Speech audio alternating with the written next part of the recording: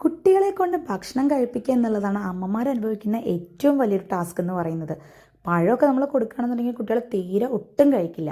അപ്പോൾ എന്തെങ്കിലുമൊക്കെ അവർക്ക് വേണ്ടിയിട്ട് എന്തെങ്കിലും വേറൊരു രീതിയിലൊക്കെ പഴം കൊണ്ട് ഉണ്ടാക്കുകയാണെങ്കിലോ അവരൊരുപാട് കഴിക്കുകയും ചെയ്യും അല്ലേ.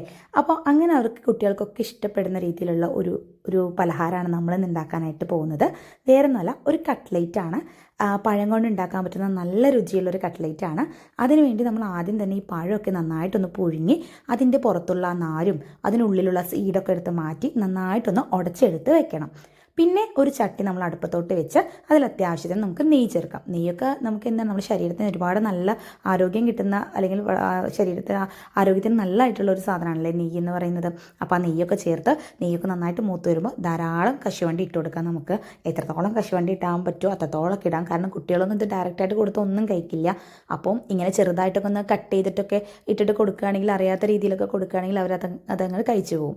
അപ്പോൾ അങ്ങനെ നമ്മുടെ കശുവണ്ടിയൊക്കെ ഒന്ന് ചൂടായി വരുമ്പോൾ നമ്മളിതിലോട്ട് ചേർത്ത് കൊടുത്തിരിക്കുന്നത് ഉണക്കമുന്തിരിയാണ്. അതും ഇതുപോലെ തന്നെ ചെറിയതായിട്ടൊന്ന് കട്ട് ചെയ്തിട്ടാണ് നമ്മൾ ചേർത്ത് കൊടുത്തിട്ടുള്ളത്.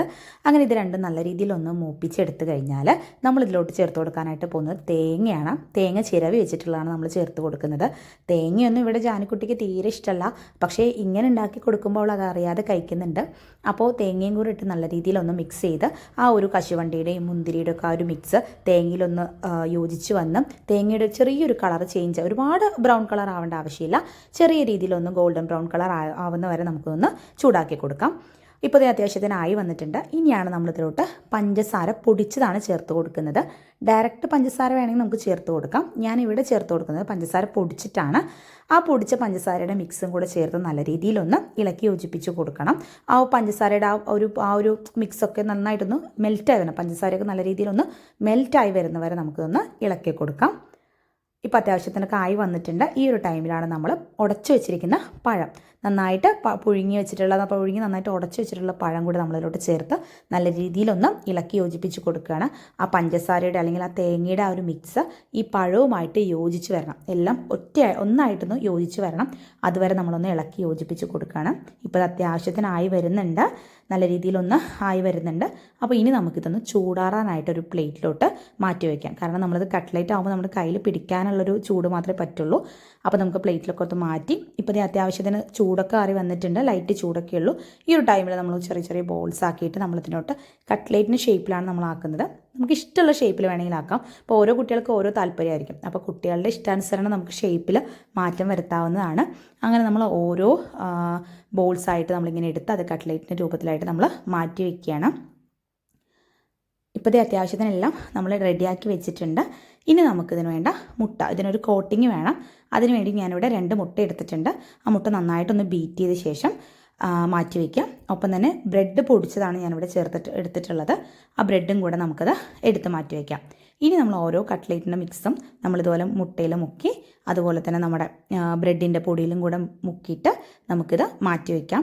നമ്മൾ ആദ്യം ഈ പഴം നന്നായി പഴുത്തത് കൊണ്ട് നമുക്ക് വേണ്ട ഷേപ്പ് ചിലപ്പോൾ അത്യാവശ്യം കിട്ടിയെന്ന് വരില്ല. അപ്പോൾ നമ്മൾ ഈ ബ്രെഡിൻ്റെ പൊടിയിൽ മുക്കിയ ശേഷം നമ്മളതൊന്ന് ജസ്റ്റ് ഒന്ന് ആ കട്ട്ലേറ്റിൻ്റെ ഷേപ്പിലൊന്ന് ജസ്റ്റ് ഒന്ന് ആക്കിയ ശേഷം നമുക്കത് മാറ്റി വയ്ക്കാം. അങ്ങനെ നമുക്ക് ഓരോ കട്ട്ലേറ്റിൻ്റെ മിക്സ് നമ്മളിതുപോലെ അങ്ങ് ചെയ്ത് വെച്ചിട്ടുണ്ട്. ഇനി നമുക്ക് ഒരു ചട്ടി ചൂടാവാനായി വെച്ച് അതിൽ കൂടുതൽ എണ്ണ ഒഴിക്കാം. നമ്മളിവിടെ ഡീപ്പ് ഫ്രൈ ആണ് ചെയ്യുന്നത്. അപ്പോൾ അത്യാവശ്യത്തിന് എണ്ണ നമ്മൾ ഒഴിച്ചിട്ടുണ്ട്. എണ്ണ ഇനി നന്നായിട്ടൊന്ന് ചൂടായി വരുമ്പോൾ നമ്മളിതിൽ ഓരോ കട്ട്ലേറ്റായിട്ട് നമ്മളത് ഇട്ട് കൊടുക്കുകയാണ്.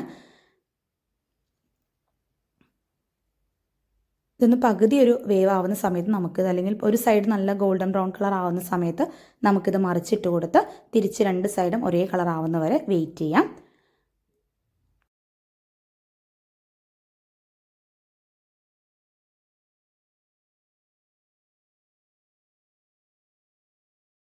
അപ്പോൾ നമ്മുടെ കട്ട്ലേറ്റൊക്കെ ഇവിടെ അത്യാവശ്യത്തിന് റെഡി ആയിട്ട് വരുന്നുണ്ട്. ഇനി നമുക്കിത് കോരിയെടുക്കാം. നമ്മളിപ്പോൾ കടയിൽ നിന്നൊക്കെ മേടിക്കുന്ന കട്ട്ലേറ്റിൻ്റെ ആ ഒരു കളറൊക്കെ ആയിട്ടുണ്ട്. അപ്പോൾ നമുക്കിനി ഇതൊന്ന് കോരിയെടുക്കാം. നല്ല ടേസ്റ്റുള്ളൊരു കട്ട്ലേറ്റാണ്. പഴം ഇഷ്ടമല്ലാത്ത ആർക്കും ഇങ്ങനെ ഉണ്ടാക്കി കൊടുത്താൽ ഒരുപാട് ഇഷ്ടമാവും. ഇത് കുട്ടികൾക്ക് മാത്രമല്ല വലിയ ആൾക്കാർക്കും കഴിക്കാവുന്നതാണ്. നല്ല ടേസ്റ്റുള്ളതാണ്. അപ്പോൾ എല്ലാവരും ഇതൊന്ന് ട്രൈ ചെയ്ത് നോക്കണം, ഫീഡ്ബാക്ക് അറിയിക്കണം. നമ്മൾ ഡെക്കറേറ്റ് ഒക്കെ ചെയ്തിട്ട് അവിടെ വീഡിയോ എടുക്കാൻ വേണ്ടി വെച്ചതാണ്. പക്ഷേ മോളതൊന്നും സമ്മതിക്കാതെയുള്ള ചെറിയൊക്കെ എടുക്കുന്നുണ്ട്.